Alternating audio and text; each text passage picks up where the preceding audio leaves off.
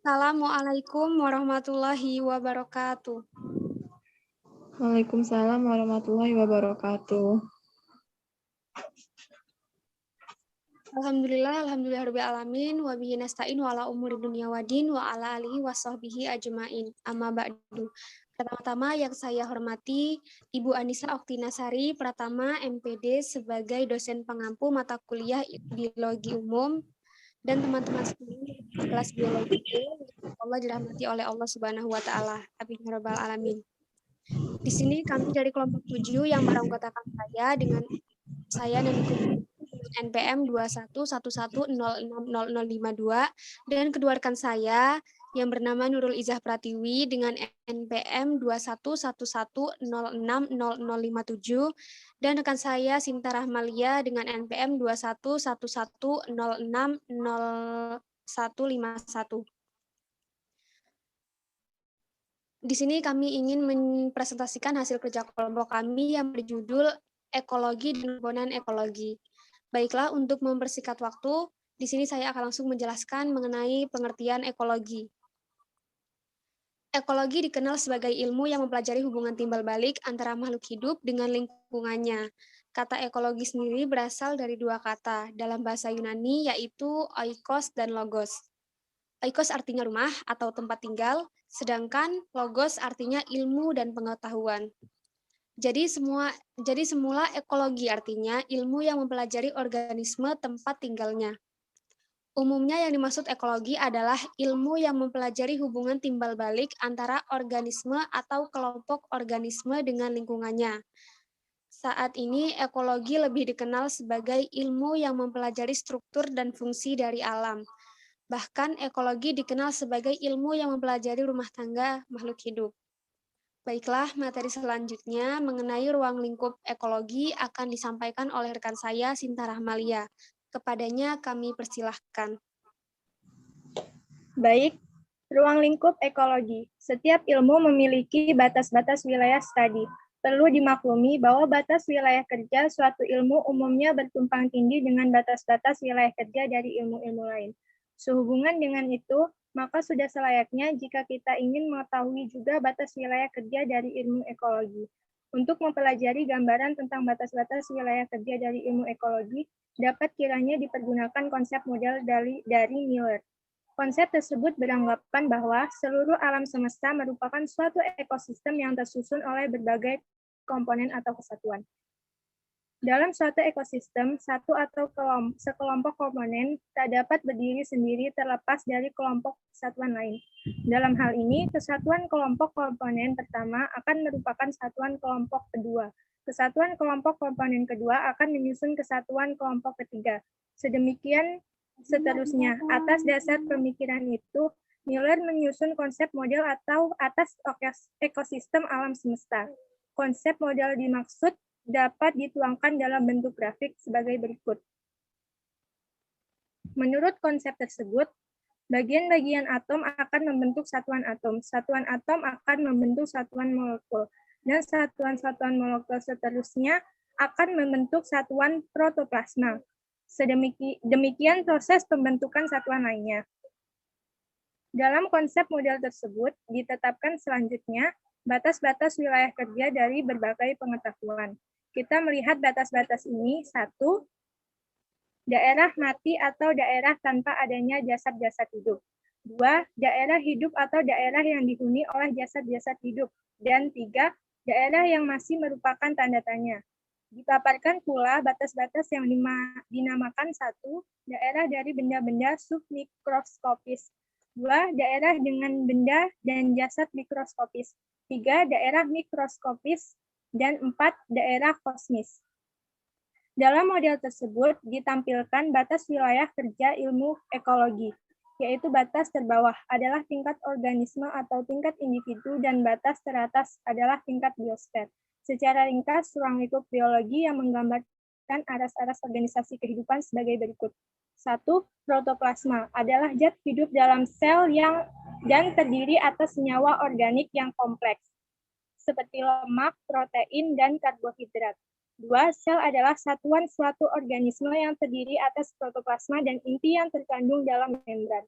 Membran merupakan komponen yang menjadi pemisah dari satuan dasar lainnya. 3 adalah kumpulan sel yang memiliki bentuk dan fungsi sama, misalnya jaringan otot. 4.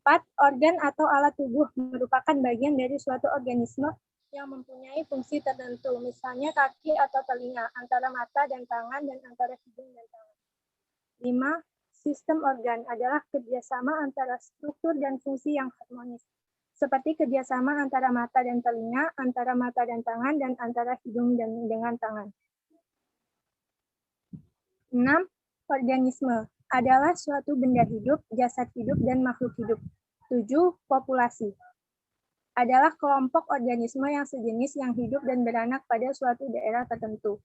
Contohnya populasi rusa di Pulau Jawa, populasi banteng di ujung kulon, populasi badak di ujung kulon, dan populasi ayam di kampung di Jawa Barat. 8. Komunitas adalah semua populasi dari berbagai jenis organisme yang menempati suatu daerah tertentu. Di daerah tersebut, setiap populasi berinteraksi satu dengan yang lainnya. Misalnya populasi rusa berinteraksi dengan populasi harimau di Pulau Sumatera, atau populasi ikan mas berinteraksi dengan populasi ikan mujair. 9. Ekosistem adalah tatanan kesatuan secara utuh menyeluruh antara segenap unsur lingkungan hidup yang saling mempengaruhi. Ekosistem merupakan hubungan timbal balik yang kompleks antara makhluk hidup dengan lingkungannya, baik yang hidup maupun tak hidup, seperti tanah, air, udara, atau kimia fisik, yang secara bersama-sama membentuk suatu sistem ekologi. 10. Biosfer adalah lapisan bumi tempat ekosistem beroperasi. Lapisan biosfer kira-kira 9.000 meter di atas permukaan bumi, beberapa meter di bawah permukaan tanah, dan beberapa ribu meter di bawah permukaan laut. Studi ekologi tumbuhan dan hewan dikelompokkan menjadi dua, yaitu autekologi dan sinekologi. Autekologi merupakan studi hubungan timbal balik suatu jenis organisme dengan lingkungannya, yang pada umumnya bersifat eksperimental dan induktif. Sinekologi merupakan studi dari kelompok organisme sebagai suatu kesatuan yang lebih bersifat filosofis, deduktif, dan umumnya deskriptif. Contoh studi eutekologi adalah ekologi tikus yang diberi perlakuan tertentu.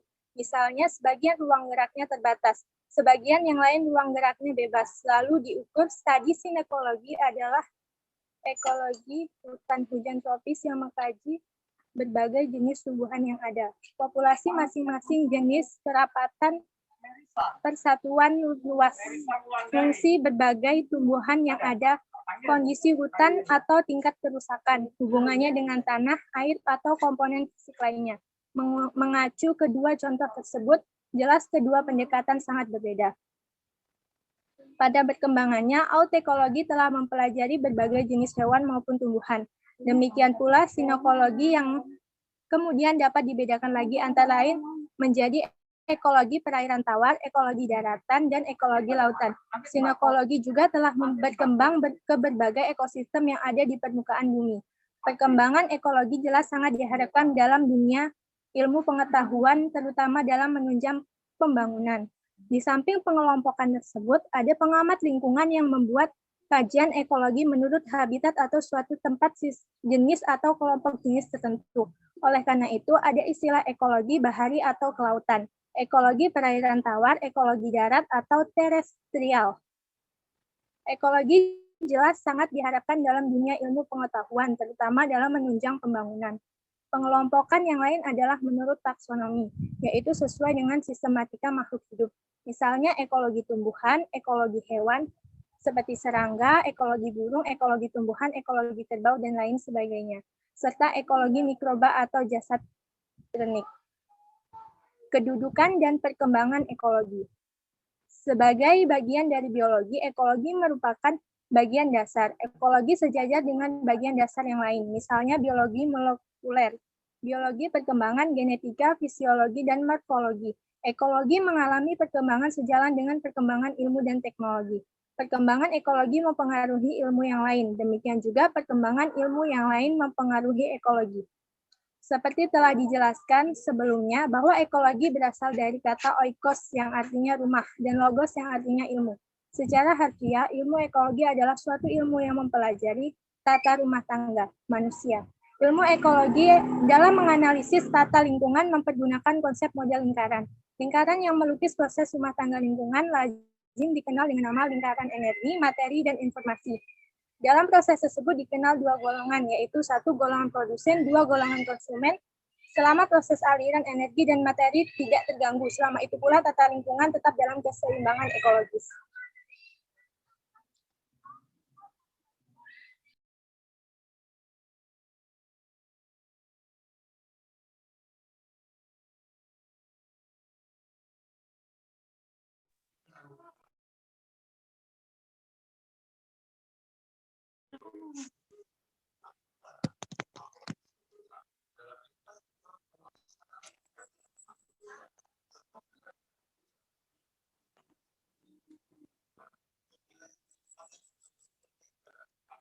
Baiklah, materi selanjutnya akan dilanjutkan oleh rekan saya yang satunya, yaitu Nurliza Pratiwi. Kepadanya kami persilahkan.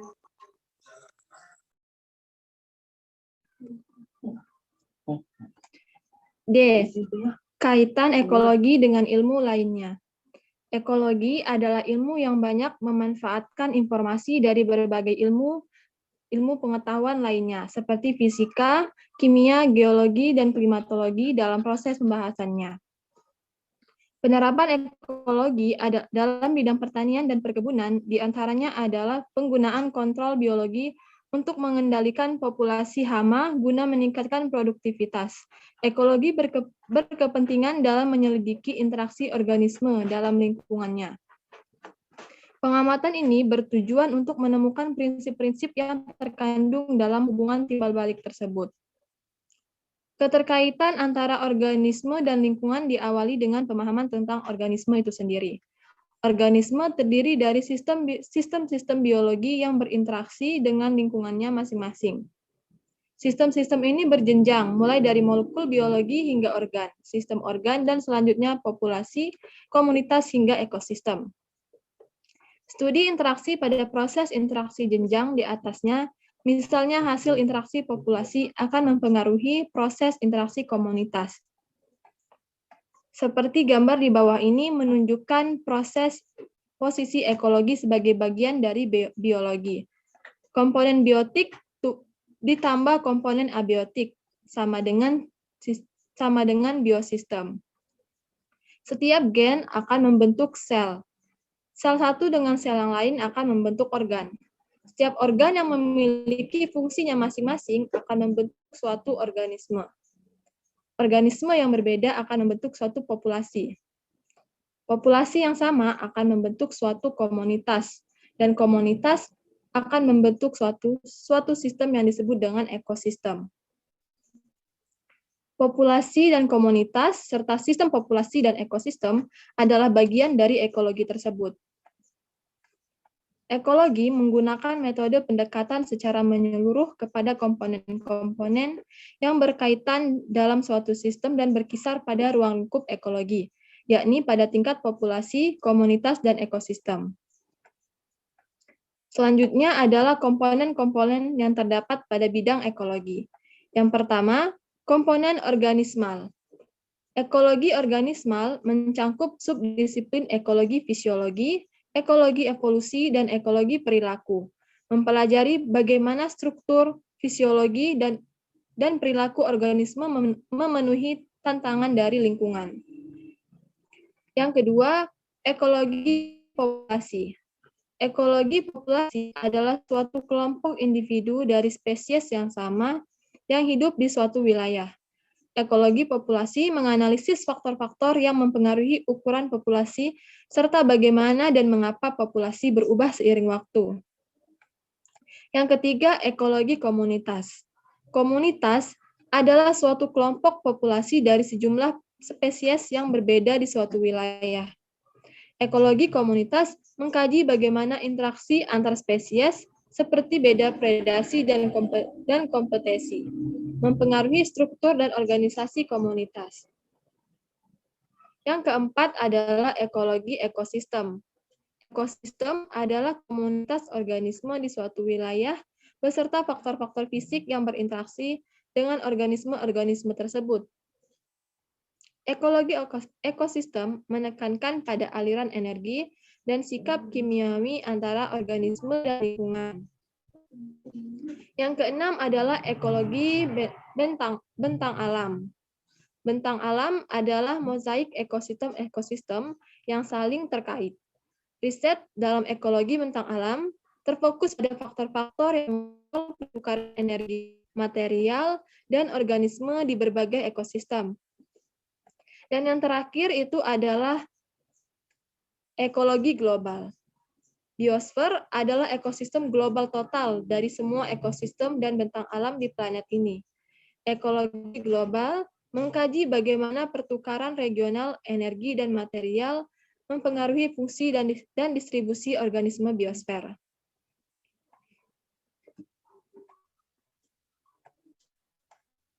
Kesimpulannya adalah ekologi dikenal sebagai ilmu yang mempelajari hubungan timbal balik antara makhluk hidup dengan lingkungannya. Makhluk hidup dalam kasus pertanian adalah tanaman, sedangkan lingkungannya dapat berupa air, tanah, unsur hara, dan lain-lain. Secara ringkas, ruang lingkup biologi menggambarkan aras-aras organisasi kehidupan, protoplasma, dan zat hidup dalam sel dan berbagai senyawa organik lainnya. Baiklah, itu tadi penjelasan materi dari kelompok kami yang berjudul Ekologi dan Komponen Ekologi. Maaf bila ada salah kata dalam penyampaian. Kami ucapkan nanti. Ya apa gila? Nanti yang Gun ya, sabar Gun. Maaf Gun. Lagi. Apa sih?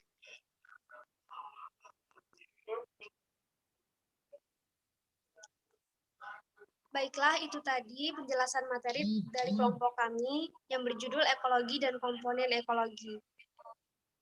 Kami mohon maaf bila ada salah kata dalam penyampaian dan kepada Allah kami mohon ampun dan kami akan memperbaikinya di lain kesempatan. Kami akhiri, wassalamualaikum warahmatullahi wabarakatuh.